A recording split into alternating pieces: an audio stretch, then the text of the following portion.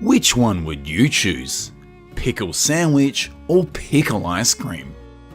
Pickle cucumber farms are incredibly popular in the United States. Over 246 million people out of 329.5 million people consumed them in 2020. So, have you ever wondered how millions of tons of cucumbers are grown and transformed into pickles? Let's explore and find out today. The first thing big farms do before sowing cucumber seeds is soil preparation. Cucumbers thrive in slightly acidic soils with a pH range of 6 to 7.5. Optimal growth requires fertile, well-structured soil, so the first step involves thorough tillage. This means turning over the soil 2 to 3 times of a depth of 1 to 2 inches using a plough or rototiller. After tilling, the planted area is levelled and prepared for seeding. To ensure robust growth, farmers apply fertilizers rich in nitrogen, phosphorus, and potassium. Additionally, cucumbers are often rotated with other crops like corn or soybeans in order to maintain soil health and prevent the buildup of pests and diseases. Planting times vary by climate, but in the US, farmers typically wait until after the last frost, since cucumbers are sensitive to frost. Seeds are planted around ½ an inch deep, spaced 12 to 18 inches apart. About 0.9 to 2.2 pounds of seeds are sowed per acre. Under ideal conditions, cucumber seeds germinate within 3 to 10 days, needing warm, moist soil to sprout successfully. Farmers often use mulch or seed covers to retain moisture and regulate soil temperature. 3 to 4 days post-germination, the seedlings shed their initial cotyledons and produce their first true leaves. Within 6 to 8 weeks, the plants start flowering. Since cucumber flowers bloom for only 1 day, timely pollination by bees is crucial. Farmers typically introduce bees to the field when about 25% of the plants have begun to flower, although smaller farms might pollinate by hand. Regular watering is essential, with cucumber plants needing about 1 to 2 inches of water per week. Irrigation systems such as drip or sprinkler systems are commonly used to provide consistent moisture. Cucumber plants are susceptible to diseases like powdery mildew and bacterial wilt, and pests like aphids and cucumber beetles can cause significant damage if not managed. In 2020, nearly 2.3 million hectares worldwide was dedicated to cucumber farming, yielding over 91 million tons. Pickling cucumbers differs from slicing cucumbers in their shorter length and thinner skin.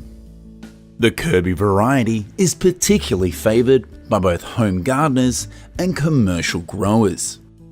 Cucumbers for picking are harvested 50 to 60 days after planting, when they are firm, vibrant green and about 2 inches long. In the US, open fields yield is around 3 to 15 tons per hectare. On small farms, cucumbers are hand-picked, a labour-intensive process requiring about 100 workers per acre, who may need to harvest twice daily for up to 30 days. Workers wear gloves to increase efficiency when harvesting, and they can collect an average of 1 to 1.5 tons a day.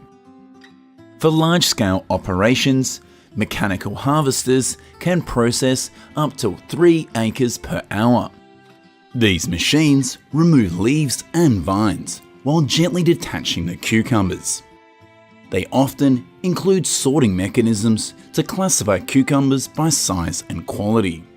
Systems to return non-marketable cucumbers to the field as organic matter are also implemented. China is the largest cucumber producer in the world, capable of producing about 75 million tonnes a year.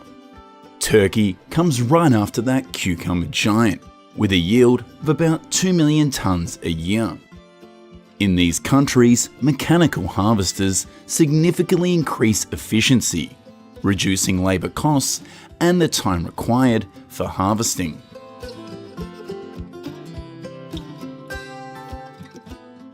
After harvesting, cucumbers are transported to collection points using open bed trucks or trailers. For longer distances, refrigerated trucks maintain temperatures between 50 and 55 degrees Fahrenheit to preserve freshness. At the receiving station, cucumbers are cleaned by powerful water jets, inspected for quality and sorted by size, before being transferred to the pickling tanks. In the US, the pickle industry is a significant contributor to the economy, supporting 37,000 jobs and generating millions in revenue. But do you know that before it became big, pickles were first used as a way to preserve food before the invention of refrigeration? The first written record of pickles dates back to 2400 BC in Mesopotamia, where cucumbers were brined, allowing people to enjoy cucumbers year-round, not just during the harvest season.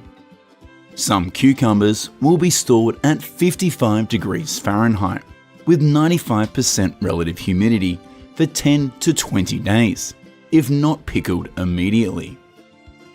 Various pickling methods exist, but fermentation remains a traditional and widely used technique in the US. It involves submerging cucumbers in a brine solution made of about 10% sugar, salt, and water in airtight containers for around 3 weeks in the summertime or 5 weeks in cooler weather. The fermentation process not only preserves the cucumbers, but also enhances their nutritional value.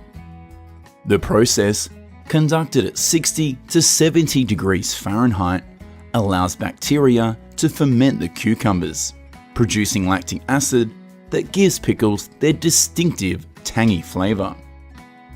Fermented pickles are rich in probiotics, which support gut health and boost the immune system. Plus, with less than 20 calories per pickle, you can enjoy them guilt-free, as a snack or add a twist to your meals. Over 40,000 pounds of cucumbers can fit in some of the industrial-sized fermentation vessels. Michigan leads the US in pickle production, with its industry producing over 500,000 tons of pickles in 2023.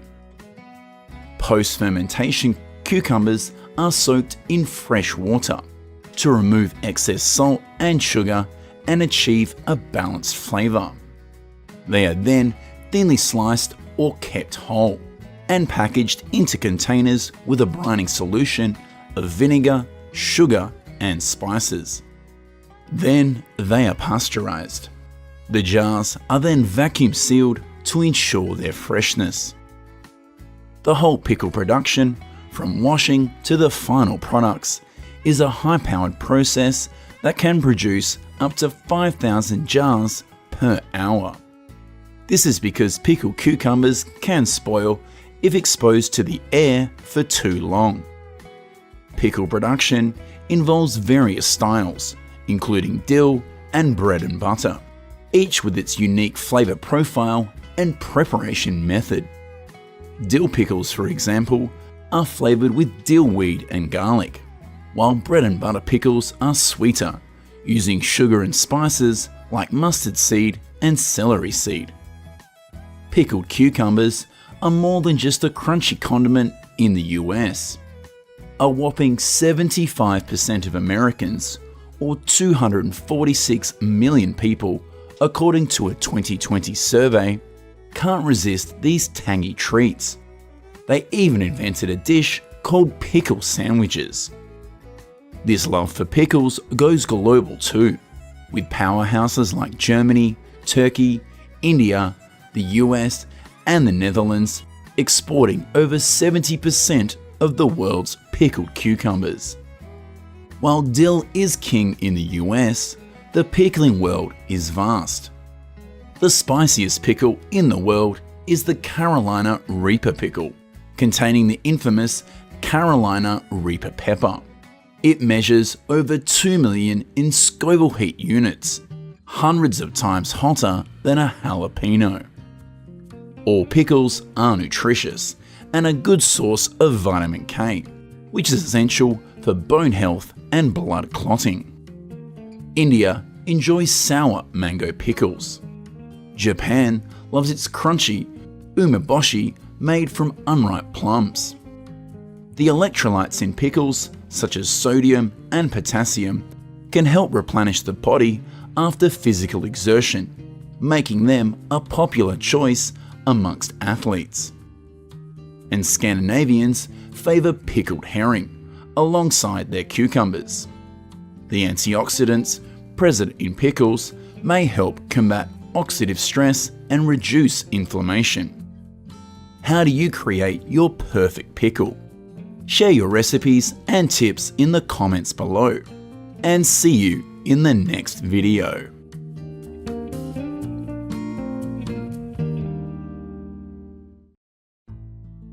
In the fields and green forests of Japan, farmers produce valuable agricultural products.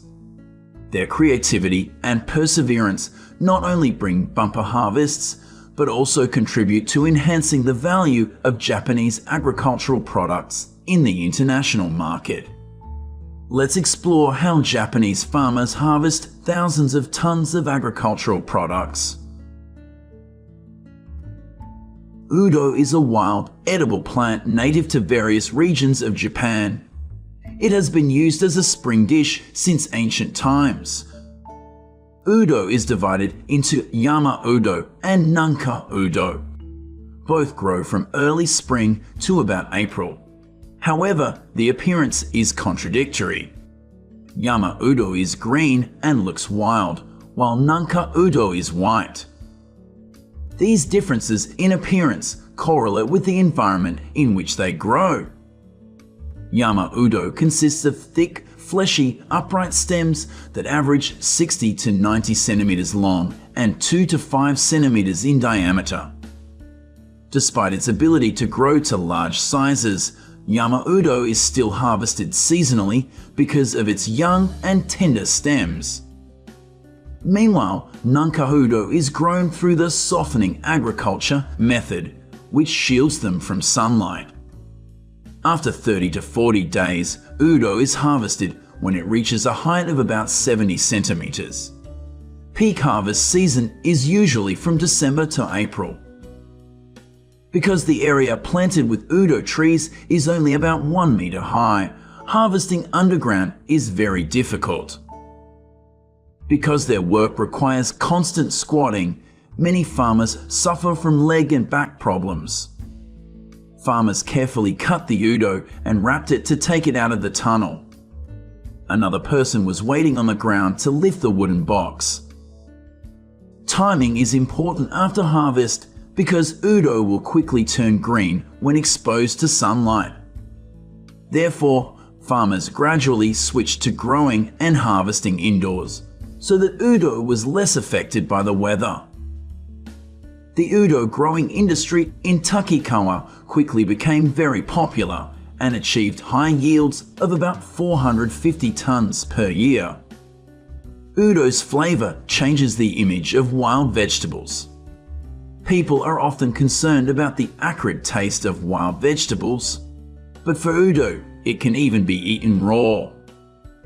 When you bite into a piece of freshly harvested Udo, it has a crunchy sound and a faint sweetness spreads in your mouth.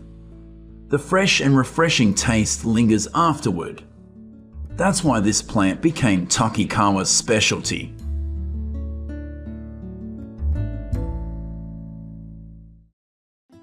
Now let's visit Kasumigura Lake, the second largest lake in Japan, proud to have the highest lotus root production in Japan. The land along the lake is fertile and has abundant water to help lotus roots thrive. Lotus roots around Kasumigura Lake are harvested from July to March. Every year at harvest time, all lotus stems and leaves above the lake water are cut off to prevent the lotus from growing further. Lotus roots grow underground, dormant in mud, and gradually accumulate starch from summer to winter. This means that lotus roots harvested in the same lake area may have different flavors, depending on the time of harvest. Young summer lotus roots will taste as sweet as pears. Farmers continue harvesting until May, when the lotus root becomes more flexible as the sugar content turns into starch. The mud made traveling difficult, and finding lotus roots was certainly not an easy task. Farmers said it takes patience and good technique to dig out the entire lotus root. Because lotus roots may not grow straight in the soil, farmers must be gentle and not break them to be able to sell them at a good price. On average, each kilogram of lotus root costs about 2.8 USD. The lotus field is about 50 to 60 centimeters deep. The farmers had to kneel in the water, up to their chests, while they dug into the mud to find lotus roots. They use water jets to search for lotus roots by hand and go through the washing process many times. This is also a way to prevent the skin of the lotus root from being damaged. Lotus roots transported under these careful processes are not only delicious, their whiteness and appearance also add to their value. After being transported to the processing facility, the lotus roots are cut off and canned one by one. At Renkan Sankyo Day, lotus roots are harvested and shipped within 2 days of receiving farmers' orders.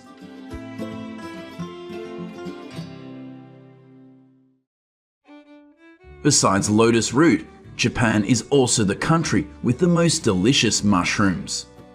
Have you ever seen millions of shiitake mushrooms growing in the forest? Farmers carefully select oak trees that are about 10 to 20 centimeters in diameter, creating optimal growing conditions for the shiitake mushrooms to begin their growth process. Oak wood is neatly stacked, then brought to the shiitake mushroom growing area. Next, farmers will drill small holes in the wood to implant shiitake mushroom embryos. These holes are drilled about 10 to 15 centimeters apart depending on the size of the shiitake mushrooms. The mushroom embryo is implanted into the hole using a special tool to ensure the shiitake embryo is implanted at the correct position and depth. Each log will yield 2 to 4 times more shiitake mushrooms depending on hole size and weather conditions. After the shiitake mushroom embryos are transplanted into the logs, they are placed in suitable positions to wait for the shiitake mushrooms to grow to ensure a harvest. Japanese people often go into the forest and harvest each tree by hand. Harvesting is done by hand, with farmers carefully pulling the shiitake mushrooms out of the logs. They use plastic baskets to store finished products. When full, they will go to the place where the mushrooms are stored and preserved to prevent damage. The slow growth process and natural habitat of shiitake mushrooms give them a dense texture, rich flavor, and nutritional value. Growing wild shiitake mushrooms provides economic opportunities for local communities in Japan. In the southern provinces of Japan, shiitake mushrooms are grown the most in the country, accounting for 50 to 55% of total output at a relatively high price. Each year, only a limited amount of natural shiitake mushrooms can be harvested. That's why fresh shiitake mushrooms have a high price, while exported dried shiitake mushrooms are even more expensive. Upon arrival at the drying factory, the shiitake mushrooms are inspected again to remove unsuitable plants. Next, remove the soil residue and arrange them evenly together. The drying process takes place under strict control, including appropriate temperature and time to remove water from the shiitake mushrooms. At the same time, it still retains flavor and nutrients. In addition to delicious shiitake mushrooms, Japan is also famous for lingzi mushrooms. This mushroom has been used for thousands of years in traditional medicine to treat health. After felling the tree, the log rested for 2 weeks before being drilled. One log can withstand the growth of 15 Ganoderma mushrooms. The logs were inoculated with Ganoderma mushrooms and buried underground. Farmers take a long time to complete the entire process of growing and creating Ganoderma mushrooms. It takes 9 months before you can see Ganoderma mushrooms. But after a few months, when the lingzi mushroom has fully developed, it can be harvested and processed in many different ways. Wondering what makes it different from the millions of other mushrooms growing in the forest? The magic of Ganoderma mushrooms comes from the compounds locked inside its cell walls. Compared to shiitake mushrooms, Ganoderma mushrooms have a slower growth rate. Farmers have to wait 75 to 90 days to harvest. Interestingly, the yield is proportional to each 1-inch diameter of the tree. For example, a 6-inch diameter log will grow reishi mushrooms in about 6 years. This means that larger diameter logs will take longer to wait until the first harvest. As the lingzi mushroom matures, it begins to turn reddish brown and the spores fall off the cap. Mature Ganoderma mushrooms are 1 to 4 inches thick. When farmers pluck Ganoderma mushrooms, they tend to choose Ganoderma mushrooms with white bellies, because when harvested late, if they turn brownish, they have started to decompose. Harvesting is done by holding the root with one hand and pulling up with the other. After washing with water, the Ganoderma mushrooms will be dried at temperatures below 50 degrees Celsius.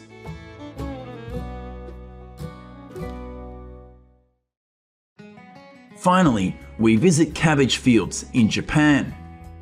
Cabbage is a healthy food and rich in nutrients. After 70 to 115 days from planting, depending on the variety, they are ready to harvest. The base of the cabbage will be 4 to 6 inches across. The head of cabbage should be firm, compact, with tightly wrapped outer leaves. If it is not possible to harvest immediately, smaller heads of cabbage can continue to grow for the next harvest. Farmers use a knife to cut the head of cabbage from the stem, leaving a few leaves on the outside to protect the cabbage during storage. Farmers often harvest in cool weather, which can help maintain freshness and flavor. On large commercial cabbage farms, harvesting is done through automated machines attached to tractors. These machines lift the entire tree out of the soil. Cabbage moves along a conveyor belt. Farmers continue to remove damaged outer leaves. After that, the cabbage is loaded into containers and waits for transport to the warehouse for storage. Farmers are operating machinery, moving it through cabbage fields to systematically harvest. Depending on the size and capacity of the machine, it can harvest multiple rows of cabbage simultaneously, which greatly reduces the amount of labor required to harvest by hand.